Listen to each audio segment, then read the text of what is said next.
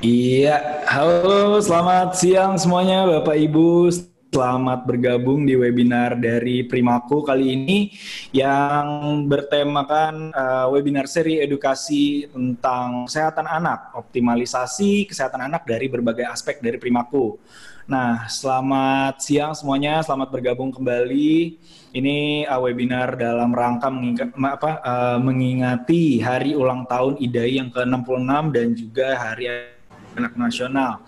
Topik kali kadang-kadang bikin panik orang tua, bapak dan ibu karena terjadi pada anaknya. Apa sih temanya pada hari ini? Topiknya yaitu ruam pada anak apakah berbahaya, yang akan dibawakan oleh Dr. Rismala Dewi, spesialis anak konsultan. Selamat siang Dr. Dewi, apa kabar dok? Selamat siang, Dokter Dery. Selamat siang, apa masih pagi ya sekarang? Iya, tentunya harusnya pagi-pagi masih seger nih dok ya, udah habis sarapan semuanya, masih semangat mengikuti topik kali ini karena sangat-sangat penting bagi para bapak ibu semua di rumah mengenai kesehatan anaknya. Yaitu topik kali ini saya mengingatkan lagi adalah ruam pada anak, apakah berbahaya? Oke, sebelum kita memulai nanti pemaparan materinya, penjelasannya dari Dr. Dewi, sebelumnya saya akan menjelaskan dulu CV-nya Dr. Dewi. Saya akan membacakan CV-nya Dr. Dewi. Ya, nama Dr. Rismala Dewi, spesialis anak konsultan. Saat ini pekerjaannya juga staf medis dan pengajar divisi area, yaitu di bidang emergency ya, dan Departemen Ilmu Kesehatan Anak FKUI RSCM Jakarta. Riwayat pendidikannya pada tahun 2008 menjadi fellow di Gawat Darurat Pediatri atau ICU Anak Departemen IKA FKUI, training di Pusat Jantung Terpadu. Tahun 2010 jadi TOT European APLS di Bali, 2011 menjadi Fellow PICU University of Nebraska Medical Center, Nebraska USA, dan 2015 lulus S3 dari FKUI Jakarta. Dan keanggotaan organisasinya tentu menjadi anggota ID dari tahun 94, tahun 2005 sejak tahun 2005 menjadi anggota IDAI Jakarta, 2014 menjadi sekretaris IDAI cabang Jakarta, dan 2014, 17, 18 menjadi anggota Pediatric Critical Care Society, anggota European Respiratory Society, dan juga anggota Pediatric Cardiac Intensive Care Society. Wah, jadi sudah bisa dipastikan bahwa narasumber kita hari ini tentunya mempunyai kompetensi yang sangat-sangat tinggi mengenai pembahasan topik kali ini. Ya, jadi tanpa berlama-lama lagi, nanti saya akan mempersilahkan Dr. Dewi untuk menjelaskan materi hari ini, topik hari ini, dan bagi Bapak Ibu yang ingin bertanya nanti bisa langsung tulis di kolom komentar ya. Nanti saya akan membacakan dan akan dijawab oleh Dr. Dewi. Oke, waktu dan tempat untuk Dr. Dewi memaparkan materi, silakan dok. Ya, terima kasih Dokter Dery. Ya, selamat pagi ibu-ibu dan bapak-bapak yang pagi hari ini ikut mendengarkan ya topik kali ini. Kenapa saya sebut ibu-ibu duluan? Biasanya sih banyak ibu-ibu ya yang berminat gitu, atau mungkin walaupun bapak-bapaknya juga biasanya mengenai kesehatan anak tentu saja ikut juga berperan gitu ya. Tapi biasanya yang suka banyak pertanyaan ya ibu-ibu gitu ya. Jadi ada baiknya mungkin saya di sini akan sedikit berbagi mengenai salah satu topik yang mungkin ya hampir semua anak itu pernah mengalaminya. Ya. Nanti saya akan perlihatkan. Topik kali ini adalah mengenai ruam pada anak, apakah berbahaya? Jadi yang pertama adalah ruam. Ruam itu sendiri, apakah yang disebut dengan ruam? Jadi yang pertama adalah ruam. Ya. Apakah yang disebut ruam? Ya. Ruam itu adalah perubahan atau pada tekstur atau warna kulit ya. Kalau misalnya sering orang tua datang ke tempat praktek, oh kenapa ini tangannya atau badannya merah-merah, itu sering kita istilah kedokteran sebutnya ruam. Ya. Jadi ada perubahan pada tekstur kulit atau warna pada kulit yang umumnya berwarna merah yang disebabkan oleh peradangan. Kemudian gambarannya bisa bermacam-macam ya. Ada kemerahan, kemudian terasa gatal atau bentuknya bentol ya. Kemudian mengelupas, bersisik dan terjadi iritasi. Nah, itulah yang disebut ruam ya. Kalau di sini mungkin sedikit saya memperlihatkan ya. Ruam itu kalau di sini ada gambar permukaan kulit ya. Kalau dilihat, kalau bentuknya sama rata dengan kulit atau kemerahannya rata dengan kulit ya, itu juga kita sebut makula atau ruam yang rata dengan kulit. Nah, itu salah satu contohnya yang sering terjadi pada pasien-pasien ya, pada anak-anak yang mengalami demam berdarah ya. Demam berdarah biasanya ruam atau kemerahannya itu tidak menonjol. Sedangkan yang kedua adalah kalau dia kita lihat kemerahannya atau bintik-bintiknya atau bentolnya itu ada menonjol ya. Ada yang menonjol berbarengan dengan yang rata ya. Nah, itu yang sering terjadi pada pasien-pasien yang mengalami campak ya. Jadi bentuknya seperti itu. Kemudian ada yang lain yang misalnya hanya menonjol saja gitu, kadang-kadang berisi air. Nah, itu yang sering terjadi pada misalnya herpes ya. Tapi kalau misalnya ada campuran gitu ya, yang cairnya itu lebih berkabut gitu, bentuk tonjolannya atau benjolannya, itu yang sering terjadi pada pasien-pasien dengan chickenpox atau kita sebut varicella atau cacar air ya. Itu adalah kira-kira bentuk-bentuknya. Nah, apa yang akan ditanyakan oleh dokter biasanya ya kalau ibu atau bapak ibu membawa anaknya ke dokter, ya mungkin nanti adalah ditanyakan kapan ya muncul benjolan itu atau kemerahan tersebut, kemudian lokasinya, kemudian penyebarannya di mana memulainya ya. Jadi tolong nanti Bapak Ibu perhatikan ya, kalau misalnya ada kemerahan pada tubuh anaknya, di mana mulainya, kemudian penyebarannya kemana gitu ya. Nah, itu yang biasanya menjadi pertanyaan dokter kepada orang tua ya. Kemudian, nah sekarang ruam itu muncul bisa berbarengan dengan demam ya, jadi demam disertai ruam, kemudian kemudian ruam tanpa demam ya, jadi suhunya normal tetapi ada kemerahan di kulitnya atau ada benjolan atau bentol di kulitnya. Tetapi ada juga ruam yang kita harus hati-hati karena kemungkinan dasar penyakitnya berbahaya. Jadi ada 3 hal itu yang perlu diperhatikan. Nah, sekarang kita akan membahas mengenai ruam tanpa demam ya.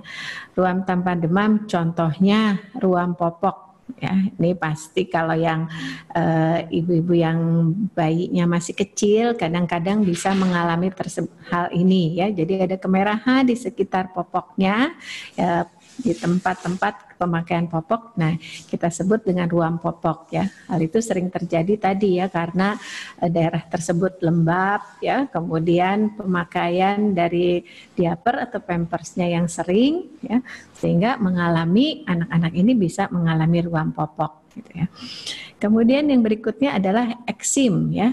Eksim, nah seperti ini. Yang paling sering eksim itu adalah eksim susu ya. Kalau orang awam bilangnya eksim susu. Jadi terlihat ruam-ruam di pipinya yang biasanya berhubungan paling sering dengan kondisi alergi ya. Jadi pada anak-anak ya atau bayi yang mempunyai bakat atopi, alergi ya, kemudian apalagi orang tuanya kalau kita tanya juga ada memiliki alergi, mungkin saja pada bayinya tadi mengalami yang namanya eksim tersebut ya, jadi timbul ruam-ruam pada terutama pipinya. Nah, kemudian yang lain adalah biang keringat atau kita sebut miliaria ya. Biang keringat ini sering juga terjadi ya, apalagi kalau misalnya bayi-bayinya gemuk gitu ya. Nah, itu sering kemudian berkeringat ya, sehingga timbul biang keringat ini. Nah, itulah salah satu ruam yang umumnya tidak disertai demam ya. Jadi ini adalah salah satu bentuk ruam yang memang tidak disertai demam ya. Jadi ini ruam-ruam yang sering terjadi pada anak-anak. Dan umumnya ruam-ruam seperti ini yang tanpa demam tidak membahayakan. Ya. Kemudian, nah kita masuk pada ruam yang ditambah demam ya. Jadi ada penyakit-penyakit demam yang bermanifestasi terjadi ruam pada kulitnya. Nanti akan dibedakan pada letaknya seperti apa, kemudian penyebarannya, dan kapan timbul ruam. Nanti saya akan perlihatkan seperti ini. Nah, ini adalah yang juga sering terjadi pada anak ya, campak. Gitu. Campak.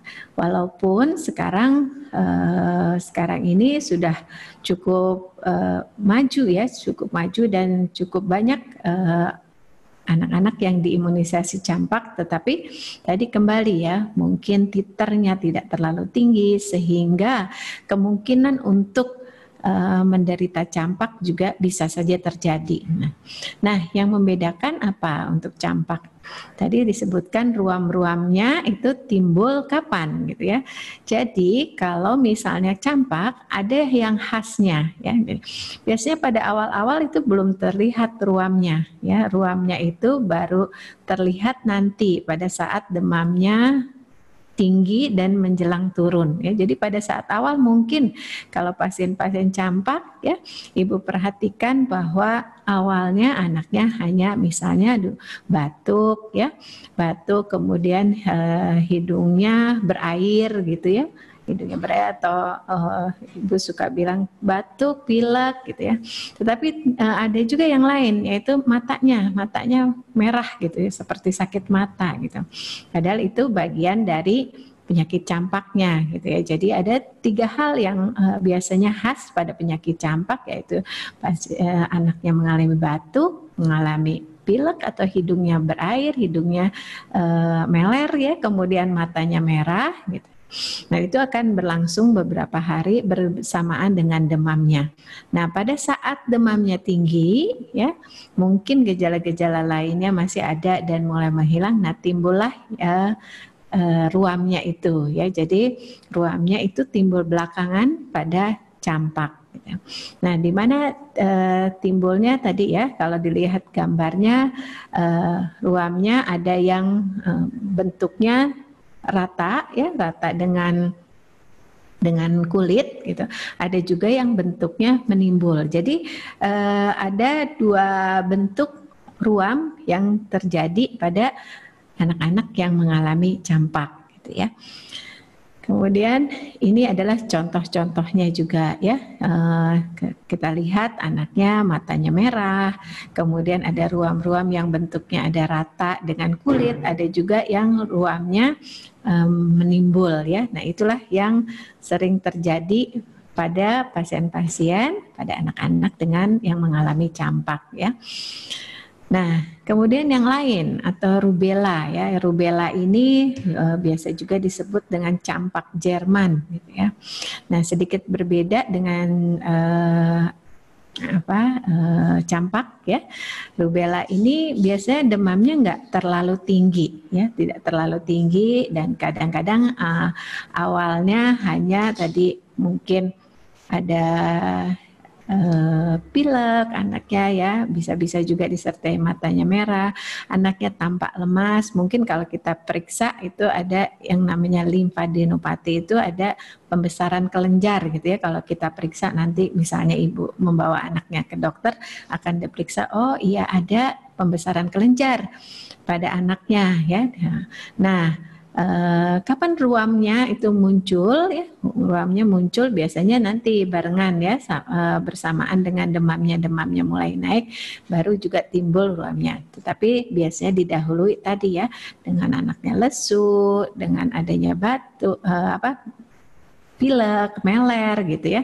Nah, Kalau diperhatikan nanti ruamnya muncul pertama kali ada di wajah gitu ya. Jadi pada saat anaknya sepertinya ada pilek-pilek, kemudian kok timbul ruam mulainya di wajah, kemudian baru menyebar ke seluruh tubuh. Nah, itu sepertinya anak ibu menderita rubella atau campak Jerman. Nah, ini contoh-contoh ruam-ruamnya ya pada ini. Mungkin kalau dilihat sepertinya mirip ya.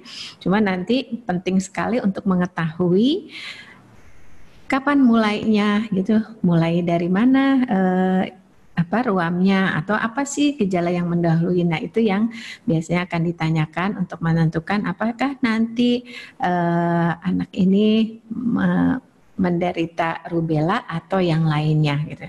Umumnya rubella ini pun juga pada anak-anak cukup ringan gitu ya, tetapi hati-hati pada ini gitu ya, pada ibu hamil gitu ya, karena rubella ya termasuk penyebabnya juga virus itu pada ibu hamil bila pada masa awal-awal kehamilan kemudian menderita rubella ya, nah itu bisa mengganggu pertumbuhan anaknya ya. Jadi ini dapat membahayakan karena dapat menyebabkan yang namanya congenital rubella syndrome, sindrom rubella kongenital ya. Jadi pada saat anaknya lahir bisa terjadi kelainan ya. Kelainannya umumnya yang paling sering adalah pada mata. Jadi bayi-bayi yang baru lahir itu menderita katarak ya, katarak mata yang itu yang sering terjadi, kemudian adanya gangguan pendengaran dan juga mungkin kelainan jantung ya.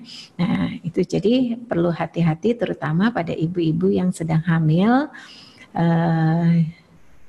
agar tidak tertular kemudian menderita tadi ya rubella.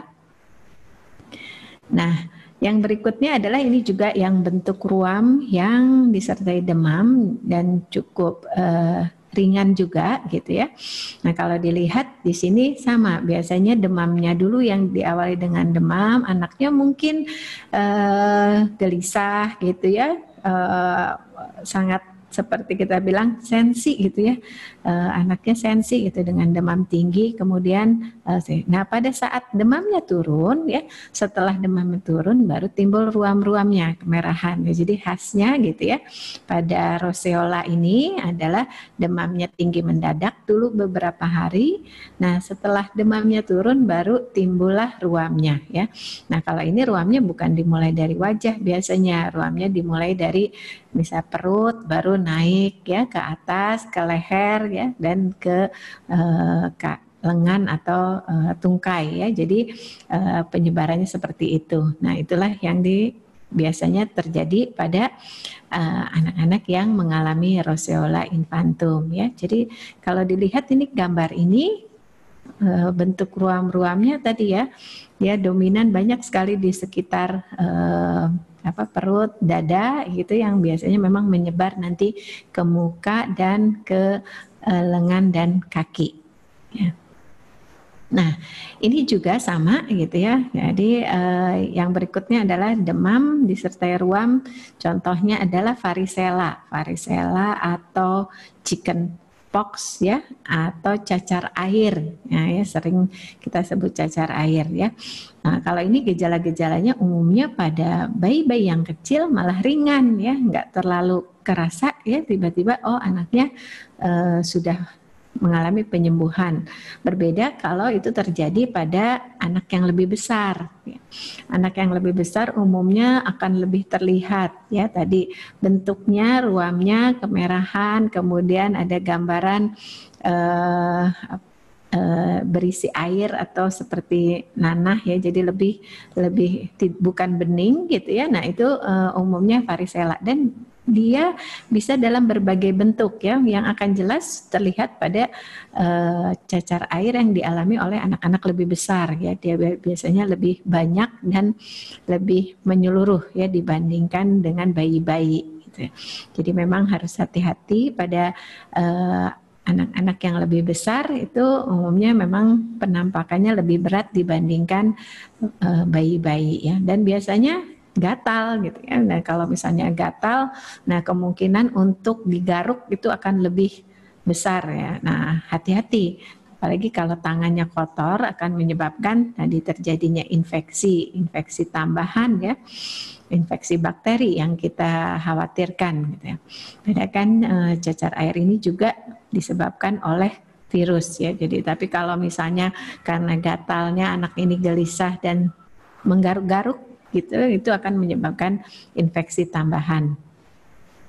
Nah, ini juga yang sering didapatkan ya pada anak-anak yang kita sebut hand, foot, and mouth disease ya. Jadi penyakit ruam yang terjadi ya tadi ini oleh virus juga gitu ya, dulu disebutnya sering orang-orang bilangnya flu Singapura gitu ya, ya. Jadi kondisinya memang seperti orang ada ruam, kemudian tadi ada kayak umumnya keadaannya sih baik gitu ya, tetapi tadi anaknya bisa mengalami demam yang ringan-ringan saja gitu ya. Tetapi nanti dilihat di sekitar mulutnya, telapak tangan, telapak kaki ada timbul ruam ya. Atau kalau di sekitar mulutnya mungkin bisa dilihat gitu anaknya jadi malas makan ya. Karena kenapa? Karena ada biasanya sariawan gitu ya, anaknya merasa sakit ya, sehingga dia malas makan gitu. Nah berikutnya nanti akan timbul ruam-ruam yang sesuai dengan nama penyakitnya hand, foot, and mouth ya. Jadi ada sekitar di tangan, di kaki, dan juga di dalam mulutnya ya. Jadi kalau diperiksa ya ada sariawan-sariawan, terus di tangannya ada bercak-bercak ya, ada ruam-ruam kemerahan, yang itulah yang disebut HFMD ya. Nah, sekarang yang berikutnya adalah ruam seperti apa sih yang berbahaya gitu ya. Jadi kalau dilihat tadi mungkin ada hal-hal yang biasa terjadi pada anak-anak dan mungkin tidak perlu tambahan obat apa-apa ya, kalau diperlukan ya simptomatik saja. Tapi ada yang hal-hal yang harus diperhatikan. Ruam seperti apa sih yang kira-kira kalau ruam seperti ini ada tanda-tanda bahaya gitu ya. Nah, jadi kalau dilihat ya, kalau orang-orang bilangnya biduran atau urtikaria gitu ya. Urtikaria kalau hanya lokal mungkin tidak terlalu berbahaya, tetapi kalau misalnya menjadi menyeluruh ya, generalisata atau seluruh ya, kalau dilihat bentuknya ada ruam, ada tonjolan putih ya, dia karena bengkak di permukaan kulitnya gitu ya, terus kemudian bisa menyatu gitu ya, terus lama-lama dia bisa menyebar ya ke seluruh tubuh gitu. Nah yang bahaya adalah apa? Bila sampai ke seluruh tubuh bengkaknya, kemudian disertai nih bibirnya juga bengkak ya. Nah bibir bengkak itu tadi, nah kemungkinan berarti urtikarianya itu sudah lebih berat ya. Nah, itu bisa selain tadi bengkak bibir yang mungkin nanti akan mengganggu pernafasannya juga. Nah, inilah yang harus hati-hati, sehingga kalau kondisinya seperti ini anak harus segera dibawa ke dokter atau ke rumah sakit ya.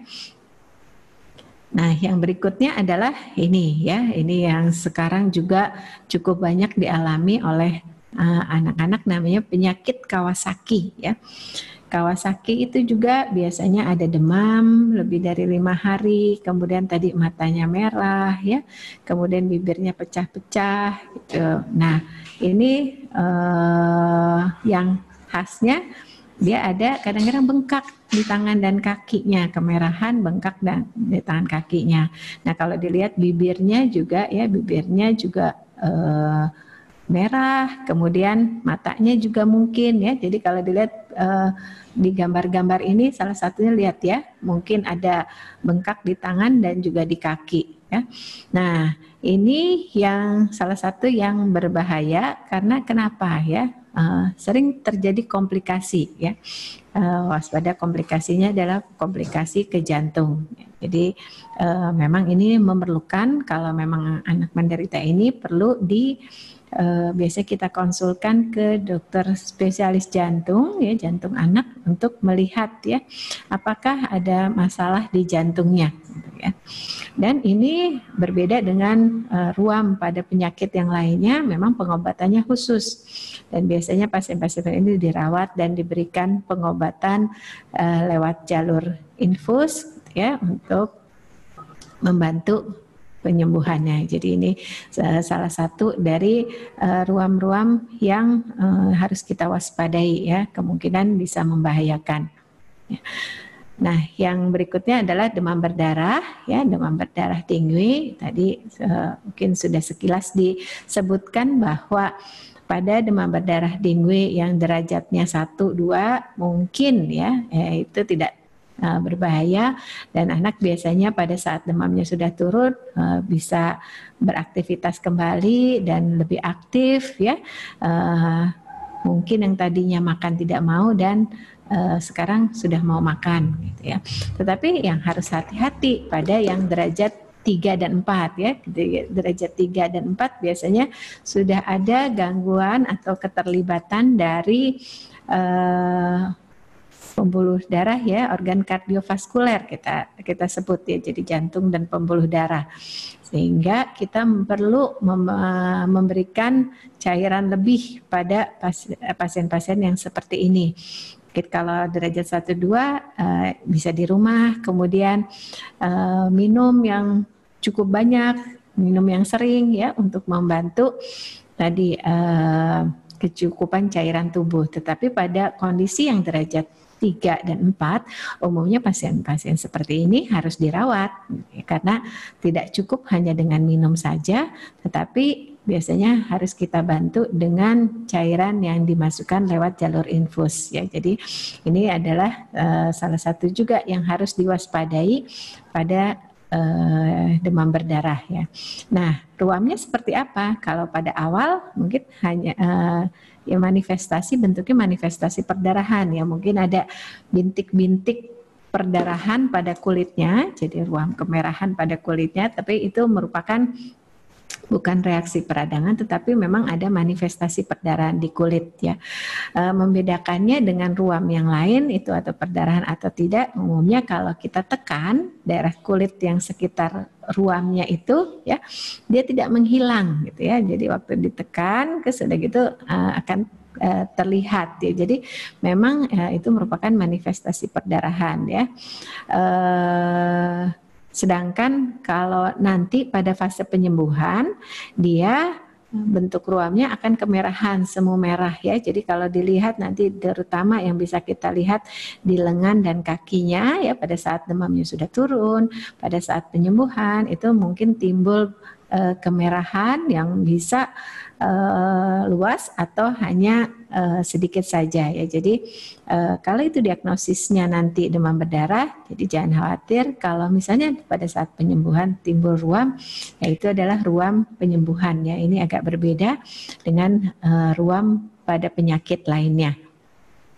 Nah, sekarang apa yang bisa dilakukan di rumah ya? Jadi kalau melihat kondisi seperti itu, Ibu, Bapak semuanya mungkin harus dikenali adakah tanda-tanda infeksi gitu ya.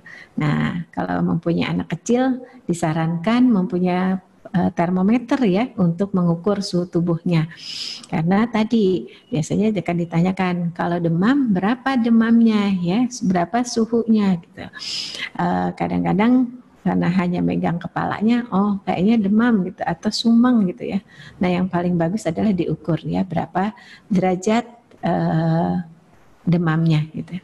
Nah kemudian jaga kebersihan kulit umumnya pada kelainan-kelainan atau ruam pada umumnya ya untuk menghindari infeksi sekunder baik jamur atau bakteri ya. Kemudian tadi kebersihan juga harus selalu dijaga gitu ya. Mungkin badannya kalau misalnya berkeringat, apalagi seperti itu ya, untuk yang kondisinya sering mengalami biang keringat ya, itu penting sekali gitu ya. Nah, bagaimana caranya? Mungkin jangan terlalu panas airnya karena akan membuat kulitnya menjadi lebih kering. Kalaupun air biasa itu akan lebih bagus, dan dikeringkan dengan handuk tetapi dengan tepukan lembut ya, jadi tidak digosok-gosok supaya kering gitu ya. Nah, gunakan juga pakaian yang bersih dan nyaman ya, bahan-bahan yang jangan membuat dia tambah berkeringat. Kemudian kalaupun yang manifestasinya tadi eksim, kenali juga pencetus alergi, sehingga kita berusaha untuk penghindaran, karena alergi itu mau nggak mau ya, yang paling utama adalah menghindari pencetus ya. Pencetusnya apa? Yaitu yang harus kita amati. Atau kalau bila diperlukan, mungkin kita bisa oleskan krim khusus bayi yang lembut gitu ya, yang untuk membantu tadi masalah ruam pada anak-anak. Nah, yang terakhir, kapan ke dokter? Nah, itu yang jadi pertanyaan. Apakah semua sedikit ada kemerahan kemudian perlu langsung ke dokter? Gitu ya. Ada tadi setelah dijelaskan dari topik yang sejak awal, ruam tanpa demam, ruam dengan demam, dan ruam-ruam yang kemungkinan berbahaya, mungkin tadi bisa dilihat gitu ya. Apakah perlu ke dokter atau tidak? Nah, ini mungkin salah satu yang bisa menjadi acuan ya, atau ukuran untuk apakah kita perlu segera ke dokter atau tidak ya. Jadi misalnya demam tinggi gitu, kemudian timbul ruam gitu ya. Mungkin kalau misalnya apalagi kalau ditambah anaknya jadi lesu atau susah makan, itu perlu untuk dibawa ke dokter ya. Jangan terlalu lama gitu. Tambah misalnya anaknya jadi tidak makan beberapa hari, nah itu membuat anak tambah lemas dan juga mungkin ya tidak ada asupan yang adekuat untuk daya tahan tubuhnya. Kemudian ruam-ruam yang tampak tadi bengkak ya, merah bengkak, kemudian tadi dia mulai menyebar, itu pun merupakan salah satu hal yang sebaiknya anak bisa dibawa ke dokter. Atau tadi bintik-bintik merahnya tidak membaik gitu ya, membaik-baik gitu ya. Misalnya anak sih segar tapi kok udah beberapa hari tidak membaik ya, itu merupakan indikasi untuk segera dibawa ke dokter. Kemudian tadi ya, salah satunya biduran yang makin meluas, nah itu harus hati-hati karena kalau sampai menjadi angioedem dan juga kemudian mengganggu pernafasan, itu akan menjadi masalah ya. Atau misalnya ada ruamnya disertai ada gejala-gejala yang mencurigakan ya, apapun gitu. Kalau ibu merasa khawatir atau orang tua merasa khawatir, memang sebaiknya dibawa ke dokter gitu, ya. Jadi kalau ada kekhawatiran, memang sebaiknya dibawa daripada tadi ya bingung ini mau diapakan gitu ya. Jadi itulah hal-hal yang bisa diperhatikan ya. Nah, sekarang apakah tadi ruam-ruam itu perlu obat gitu ya? Ya umumnya sebagian besar ruam itu tidak perlu obat, ataupun kalau diperlukan hanya simptomatik. Misalnya kalau demam diberikan obat demam, kalau dia gatal misalnya obat untuk gatal ya. Nah, yang penting lagi adalah nutrisi ya. Jadi nutrisi itu harus diusahakan ya. Kalau misalnya tidak bisa makan saat itu banyak seperti biasanya, mungkin kita kurangi porsinya kecil tapi jadi lebih sering ya. Tidak harus misalnya makan 3 kali sehari, misalnya jadi 6 kali gitu, itu tidak masalah ya. Jadi yang penting ada asupan nutrisi yang cukup ya, selain untuk membantu proses penyembuhannya ya, sehingga anak ini juga mempunyai energi atau tenaga ya untuk aktivitasnya gitu. Nah, yang lain adalah tadi vaksinasi. Jadi ada dari beberapa ruam yang tadi sudah dibahas adalah bisa dicegah dengan vaksinasi. Contohnya adalah tadi campak ya, atau rubella. Nah, itu bisa dicegah dengan vaksinasi. Jadi pastikan anak-anak ibu sudah mendapatkan vaksinasi tersebut ya. Jadi dari rekomendasi Ikatan Dokter Anak Indonesia bisa dilihat kembali gitu, apakah sudah diberikan kepada anaknya vaksinasi yang sudah direkomendasikan tersebut. ya. Nah, itu mungkin saja yang bisa disampaikan. Terima kasih atas perhatiannya.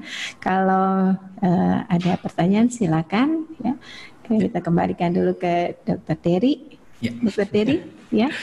Oke, baik. Terima kasih sekali kepada Dr. Dewi atas informasinya. Tentunya sangat-sangat bermanfaat dan sangat-sangat relatable dengan ibu-ibu yang memiliki anak di rumah, khususnya anak-anak yang biasanya masih agak lebih kecil ya. Jadi mungkin masalahnya juga alergi, tapi tidak bisa diremehkan karena ada beberapa kondisi yang menyebabkan bahaya ya, Dok ya.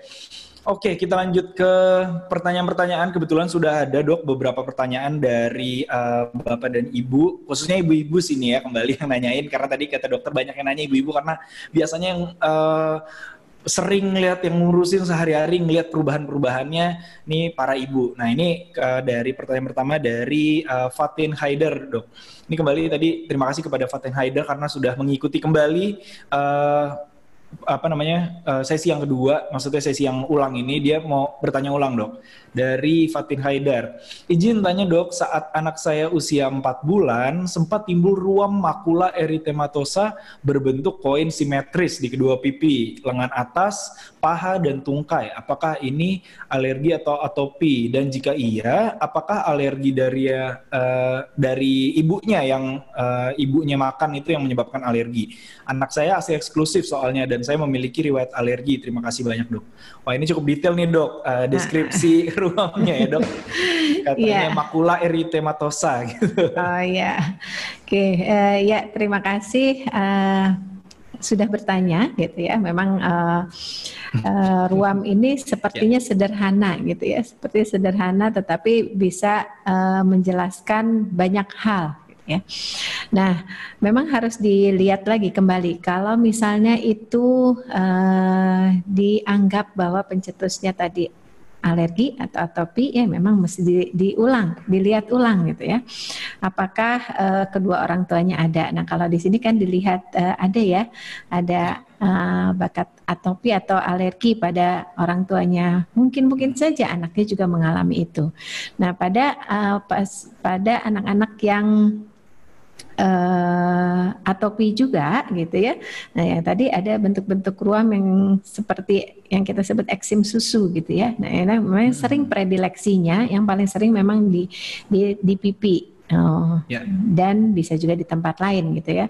Tetapi memang paling sering di pipi. Jadi mungkin saja karena faktor tersebut ya.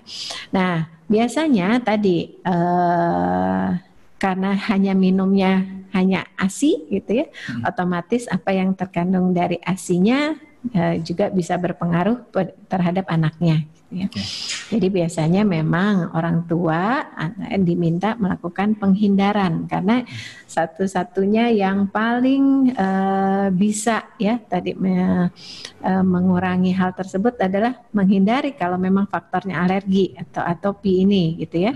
Nah, contohnya, gitu, misalnya ikan seafood, gitu, udang atau cumi, gitu ya, sepertinya enak sekali itu ya. Tapi tadi ya kembali bisa juga menyebabkan itu. Jadi harus ada penghindaran ya, atau sambil diamati gitu. Kapan ruam itu timbul pada saat apa gitu? Misalnya ibu makan apa gitu ya. Nah, itu memang harus diobservasi. Tetapi yang paling sering umumnya tadi ya, biasanya yang seafood itu tingkat alerginya itu cukup besar ya, sehingga umumnya kita lakukan banyak lagi hal yang lain ya yang bisa menimbulkan. Tetapi nggak mungkin memang kita menghindari semua gitu ya. Oh ya, alergi udang, alergi daging, alergi susu, alergi telur gitu. Wah, nanti nutrisinya dari mana gitu ya. Tapi yang kita ambil yang paling sering ya, yang paling memungkinkan, paling besar kemungkinannya gitu ya. Jadi sambil diamati gitu, oh saya sudah menghindari ini tapi ada yang lain. Nah itu ya dilakukan penghindaran. Mungkin itu jawabannya. Oke, jadi dari kasus ini kemungkinan besar paling sering alergi ya, Dok ya? Ya, jadi nanti sambil dilihat apakah ada gejala lain, anaknya apa demam atau tidak saat itu ya, atau kalau misalnya anaknya aktivitasnya tetap cukup bagus gitu ya, mungkin ya yang paling besar kemungkinan tadi ya faktor alergi itu. Gitu. Ya. Tapi untuk alergi sendiri jika terjadi pada anak itu biasanya bahaya nggak sih dok? Ya, jadi kalau misalnya tadi ya, kalau misalnya kita lakukan penghindaran, umumnya sih kembali seperti biasa gitu ya. Jadi Ya. memang gampang sekali sebenarnya ininya penanganannya gitu ya. Tapi Ya. nanti untuk yang misalnya ruamnya masih terus ada, biasanya nanti dokter akan memberikan bisa krim atau pengobatan simptomatik Ya. lainnya gitu. Oke, baik. Terima kasih dok. Jadi itu ya dari Fatin Haidar, kemungkinan karena alergi dan kalaupun alerginya apa itu harus diobservasi atau diperhatikan ketika makan apa tuh si anak muncul gejalanya gitu ya dok ya. Mungkin Iya. kalau bikin catatan gitu boleh nggak sih dok? Kayak food Oh, diary kalau nggak salah katanya namanya gitu. oh iya, itu bagus sekali kalau misalnya ini. Apalagi kalau Mm-mm. misalnya anak-anaknya itu misalnya masih kecil-kecil seperti itu ya, biasanya ibu-ibu Ya, akan lebih rajin gitu ya, lebih rajin. masih rajin Biasanya ya dok ya. imunisasi Masih juga semangat. pasti rajin, masih semangat Ya, gitu ya. ya, ya. Ya, Oke, kita lanjut ke pertanyaan berikutnya ya dok ya. ya. Ini dari Winda Septihar. Dok, baby saya 7 bulan beberapa kali mengalami biang keringat, kemerahan pada dahi dan punggung, terasa gatal sehingga sering digaruk sendiri sama si bayi. Nah, untuk mandi belum bisa air dingin, masih air hangat. Terus abis itu perlukah diberikan sabun khusus gitu dok? Misalkan sabun seperti apa dan juga lotion khusus pada kondisi seperti ini. Oh iya. Eh, Memang biang keringat itu menjadi masalah ya, apalagi kalau tinggalnya di Jakarta ya. Ini udah nggak ada informasi Nggak ya ada dok? ya, oke. Iya. Ya pokoknya di daerah tropis di umumnya ya, mungkin memang Hmm, panas ya, walaupun tidak di Jakarta, tetapi gerah di ya dok ya. daerah tropis ya Ya. gitu. Jadi kemungkinan biang keringat itu juga bisa sering terjadi gitu ya. Memang tidak bisa dihindari akhirnya gitu. Dan kalau biang keringat pasti gatal gitu, gatal sekali. Jadi kemungkinan untuk mana itulah yang tadi sudah disebutkan bahwa harus diupayakan supaya tidak digaruk karena akan timbul infeksi biasanya gitu ya. Nah, kalau memang seperti itu, memang tadi upaya-upaya apa gitu ya yang ini mungkin tadi bukan hanya pada anaknya sendiri, lingkungannya juga gitu ya. Jadi misalnya ya usahakan lingkungannya lebih sejuk gitu ya. Kemudian pakai pakaian yang menyerap keringat gitu ya, yang berbahan Oke. katun gitu, misalnya longgar gitu ya. Kemudian lebih terbuka gitu ya, yang terutama di daerah-daerah yang sering tuh berkeringat adalah daerah leher ya, dahi dan punggung. Nah, itu yang sering terjadi. Nah, biasanya kalau hanya ringan-ringan saja dengan upaya seperti tadi ya, mandi, Hmm. kemudian tadi jangan digosok terlalu keras ya, hanya ditepuk-tepuk saja, cukup kering gitu ya. Kemudian Hmm. dengan kelembaban yang bagus di kulit, dengan baju dan suhu ruangan yang sejuk, itu biasanya bisa membaik dengan sendirinya Hmm. gitu ya. Tetapi pada kondisi yang lebih Oke. berat, memang biasanya diperlukan tambahan obat misalnya ya untuk mengurangi gatalnya, biasanya ditambahkan ya mungkin obat yang dioles atau obat yang diminum untuk mengurangi gatalnya ya. Jadi untuk supaya anak tidak merasa gelisah dan ingin menggaruk-garuk gitu. Ya. Karena makin digaruk biasanya nanti pindah lagi gitu ke tempat lain gitu ya. Biasanya itu berhubungan dengan infeksi sekunder ya. Ada Ya. dengan bekas garukannya gitu ya. Jadi seperti itu gitu. Nah, kalau untuk sabun khusus ya sebenarnya Hmm. tidak ada sabun khusus gitu ya, tetapi umumnya sabun yang lembut ya yang tidak menyebabkan kulit bayi bertambah kering, karena kalau bertambah kering itu biasanya akan lebih gatal gitu ya. Ya. Jadi sabun-sabun bayi sih sebenarnya umumnya cukup bagus, cukup lembut untuk bayi gitu. Jadi bisa dipakai yang ada. Oke. Ya. Baik, berarti tadi dari penyebabnya harus diketahui karena memang penyebabnya karena kepanasan tadi apa namanya ruam yang keringat begitu ya dok ya. Jadi Iya. memang harus dijaga suhunya agar biar tetap adem anaknya ya nggak keringetan ya. Dan Iya. juga untuk sabun dan lotion khusus bisa diberikan ketika memang dirasa diperlukan. Mungkin kok sabun bayi juga biasanya sudah diformulasikan biar nggak itu ya dok ya, nggak menyebabkan iritasi atau alergi pada anak ya dok ya. Iya. Oke, kita lanjut ke pertanyaan berikutnya ya dok ya. Ini sambil menunggu dari Bapak Ibu sekalian yang ingin bertanya masih bisa di kolom komentar, nanti bisa dituliskan dan akan saya bacakan dan dijawab oleh Dr. Dewi. Ini sudah ada beberapa pertanyaan juga dari Maria Kiptia. Maaf mau tanya dok, saya dan suami sama-sama punya kulit yang sensitif. Misalnya kalau cuaca sedang dingin, mandi pakai air dingin, langsung gatal dan ruam. Mungkinkah menurun ke anak dan bagaimana tindakan preventifnya? Terima kasih dok, gitu. Oh iya, gitu. Ya, tadi seperti disebutkan bahwa kalau kasus alergi gitu ya, atopi atau bakatnya itu bisa diturunkan kepada anaknya ya. Gitu. Tetapi tadi manifestasinya bisa di kulit, bisa di saluran nafas ya, bisa di saluran cerna. Jadi bakat alerginya sih bisa diturunkan, tetapi nanti belum tentu bentuknya sama ya. Misalnya ada yang satu kulit, yang satu di saluran cerna, misalnya jadi diare, atau yang satu di saluran nafas, dianya bentuknya batuk, atau tadi sama-sama di kulit gitu ya. Nah, kembali lagi faktor itu mau nggak mau faktor penghindaran itu adalah nomor satu gitu ya, penghindaran. Nah, sekarang apa yang bisa diupayakan gitu?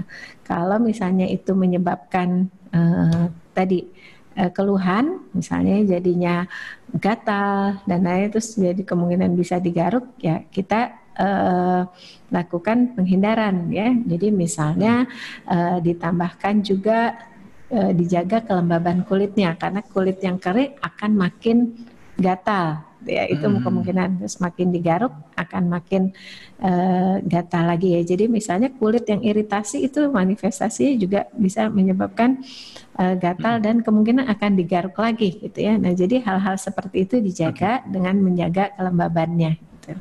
Mungkin itu yang bisa dilakukan. Nah, iya. Ini kan karena dari turunan orang tuanya dok, hubungannya sama cuaca sedang dingin. Nah kalau misalkan, ini pertanyaan sebelumnya dari yang tadi dok, ada yang bertanya bahwa kalau misalkan anaknya suka muncul ruam ketika udaranya dingin. Nah itu tuh termasuk apa sih dok? Apa alergi atau mungkin jangan-jangan iritasi atau bagaimana dok? Ya, jadi mungkin saja salah satu bentuk manifestasi itu. Jadi bisa kan banyak ya, banyak pencetus alergi, bisa makanan, bisa udara, cuaca ya, bisa infeksi gitu. Jadi banyak hal yang bisa tadi menimbulkan manifestasi alergi ya. Jadi yang namanya pencetus itu bisa macam-macam. Jadi mungkin saja salah satunya gitu ya, akhirnya timbul ruam-ruam karena manifestasi karena masalah cuaca, mungkin saja gitu ya. Walaupun kemungkinan yang lain bisa ya tadi bahwa kita coba penghindaran, apakah dengan menghindari muncul atau tidak gitu ya. Kalau misalnya tidak, mungkin ada sebab lain gitu. Nah, dan kalau ada sebab lain, apa gejala lain yang menyertai ya. Jadi yang memang harus kita amati gitu ya.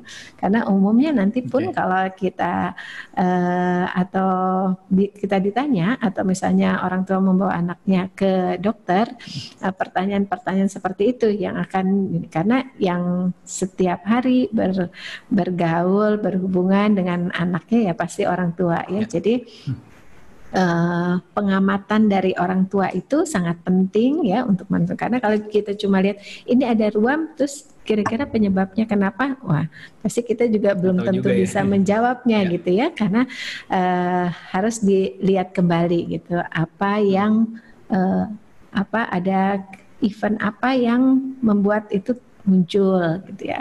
Bagaimana suasananya saat itu gitu. Kemudian berapa lama timbul, apakah sering gitu atau berhubungan dengan tertentu, apakah disertai gejala penyerta gitu misalnya tadi ya, demam dan lain-lain gitu. Mungkin itu. Nah itu dia, makanya webinar kali ini penting ya dok ya, karena sebagai orang tua udah mengikuti webinar kali ini udah tahu nih seperti apa ruam yang bahaya, seperti apa gejala-gejala penyertanya, sehingga wajib membawa anaknya ke dokter untuk membedakan penyebab ruamnya itu ya dok ya. Gitu. Oke, kita lanjut ke pertanyaan terakhir nih dok, kebetulan karena terbentrok waktu. Ini pertanyaan terakhir dari Dwita Della Putri. Dok, waktu anak saya sekitar 2 bulan, maka kulitnya seperti merah-merah, seperti ganti kulit. Bagaimana penanganannya? Saya nggak ke dokter, tapi hanya dilap pakai air hangat saja, tidak pakai obat apapun. Mohon penjelasannya, penanganan yang pertama, ruam di muka atau kulit badan seperti mandi harus pakai air hangat atau seperti apa aja dok? Gitu. Oh iya. Nah, ya sebenarnya tadi itu waktu usia 2 bulan. Nah, sekarang usianya berapa ya sebenarnya ya. Tapi kalau pada saat itu memang tadi kulit bayi itu kalau dulu kan dibilang, wah ini kulitnya mulus seperti bayi gitu ya. Nah, gitu. Pasti dibilang kulitnya mulus seperti bayi. Benar nggak ya? Nah, kalau diperhatikan bayi-bayi baru lahir itu tidak seperti itu, mulusnya nanti setelah usia 2 bulan ke atas 3 bulan gitu ya. Mungkin itu salah satu bentuknya yang seperti tadi diceritakan, kok kayaknya seperti mungkin bersisik kayak mau ganti kulit gitu ya. Nah itu memang seperti itu gitu umumnya bayi-bayi yang baru lahir awal ya. Nah tadinya di dalam kandungan ya, tadi kan bayi itu dilapisi semuanya, ada lapisan lemak gitu ya untuk menjaga suhunya gitu ya. Jadi memang waktu saat lahir kerak-keraknya itu lapisan-lapisan lemaknya itu akan bisa dibilang rontok gitu ya. Jadi sepertinya memang pada bayi-bayi seperti itu malah kadang-kadang ada kayak bayi-bayi baru lahir seperti itu bisa jerawatan, ada jerawat bayi ya. Itu karena ada salurannya yang pori-porinya yang tersumbat, jadi seperti jerawatan ya. Jadi memang 2 bulan pertama bayi-bayi itu tidak mulus gitu ya, tidak seperti bayangan yang biasanya disebutkan gitu ya. Nah, apa yang bisa dilakukan tadi? Pasti yang pertama adalah menjaga kebersihan ya. Kalaupun mandi ya tadi paling tidak 2 kali sehari mandi gitu. Kalau tidak bisa pakai air yang dingin, tapi mungkin suam-suam yang cenderung dingin gitu ya. Nah, karena tadi kalau misalnya dia lebih hangat itu cenderung kelembabannya jadi berkurang dan kulitnya menjadi kering gitu ya. Nah, lebih kering ya dok ya. Iya, jadi lebih kering. Nah, kemudian lapisan-lapisan tadi yang mungkin seperti kerak-kerak itu pelan-pelan bisa dibersihkan gitu ya. Mungkin kalau misalnya mau pakai waslap gitu ya, atau tapi tidak dipaksakan gitu, tidak kita seperti kerok gitu ya. Nah itu perlahan-lahan lama-lama nanti akan bersih atau hilang dengan sendirinya ya. Tidak ada hal khusus sebenarnya yang misalnya apa obat atau apapun gitu, yang penting tadi ya menjaga kebersihan, mandi, kemudian kalau mengeringkan tidak dikeringkan dengan sampai kering, tetapi hanya ditepuk-tepuk saja, terus pakaian yang longgar, kemudian diberikan mungkin suhu udara yang cukup sejuk gitu ya. Nah hal-hal seperti itu adalah secara umum yang bisa dilakukan untuk bayi-bayi pada umumnya gitu. Apalagi yang tadi misalnya timbul ruam dan wah, ini seru banget pembahasannya karena sangat-sangat sering terjadi ya dok ya pastinya, karena saya juga sering mendapat pasien-pasien anak yang kayaknya keluhan ibunya tuh masalah kulit aja, masalah ruam aja, jadi tapi tidak sesederhana itu sebenarnya. Nah tapi karena ini sayang banget dok, udah kepentok waktu, kita waktunya udah habis, jadi bagi Bapak Ibu sekalian pertanyaan mungkin sudah disudahi, tapi nanti jangan khawatir karena akan ada informasi lebih lanjut yang tentunya Bapak Ibu bisa ikuti. Dan saya mau sebelum acara ini selesai, saya mau menyimpulkan dulu dari materi Dr. Dewi hari ini, yaitu pada saat ruam, kenali perbedaan yang terjadi pada anak, khususnya para orang tua harus bisa membedakan apa yang terjadi pada anaknya dari mulai aktivitasnya, terus suhunya dan tentunya yang terjadi pada badannya ya. Jadi ada kemerahan, terus nanti dari suhunya mungkin ada pembengkakan dan lain-lain. Sebagai orang tua itu harus bisa membedakan karena penting untuk menentukan kesehatan dari anak Anda dan juga jaga kebersihan anak Anda, kenali pencetus alergi kalau misalkan alergi sebagai penyebab ruam, dan tentunya jika ruam didahului atau disertai demam, lebih waspada ya, harus lebih waspada karena sering banget itu menjadi pertanda bahwa ruam tidak hanya masalah kulit saja tapi ada masalah infeksi mungkin yang menyebabkan masalah lebih serius. Dan terakhir, untuk mengatasi atau mencegah itu semua, mengurangi gejala yang makin parah, lengkapi vaksinasi atau imunisasi pada anak Anda. Karena banyak penyakit-penyakit ruam yang tadi sudah dijelaskan oleh Dr. Dewi bisa dicegah oleh imunisasi. Jadi jangan lupa imunisasinya dilengkapi. Oke, sekali lagi saya ucapkan terima kasih kepada Dr. Rismala Dewi atas informasi yang tentunya sangat bermanfaat.